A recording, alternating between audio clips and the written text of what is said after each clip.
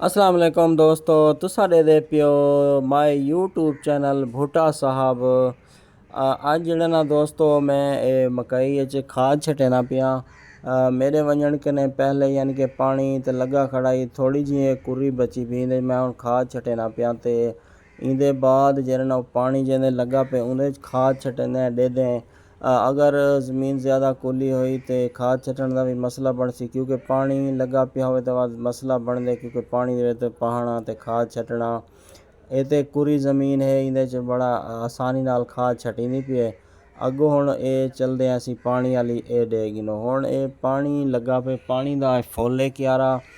इंदे च जरना यार काफ़ी यानी कि पाँव जरना मेरे गुप वेंदन गप्पण दे विच चलण वास्ते काफ़ी मसला थींदा पे।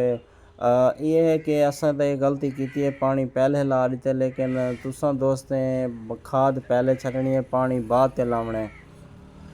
अगर पहले पानी ला ते तुसां खाद बाद ते छटी पानी दे विच वल तो आकू खाद छटण दा काफ़ी मसला बन सी, क्योंकि पानी दे विच टुरिया नहीं वञींदा, क्योंकि बंदा गप वेंदे।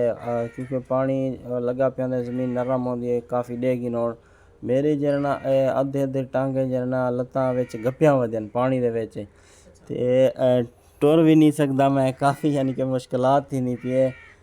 तुसां दोस्तें जरना पहले पानी कदें नहीं लावना, पहले खाद छटनी है, उनके बाद तुसां पानी लावना है।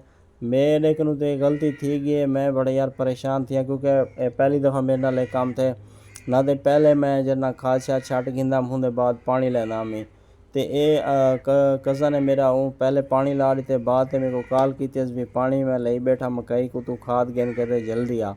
मैं पहुँचा तो एक यानी कि विघा पानी नाल फुल आई तो एक कुरा पी आई। हुण जरा ये पानी दे विच दे खाद छटेंदा वदा बहुत मसला बनता पे, तो पेरें को खाद चिंबड़दी भी वेंदी है ना, खारश थी वण दा भी खतरा।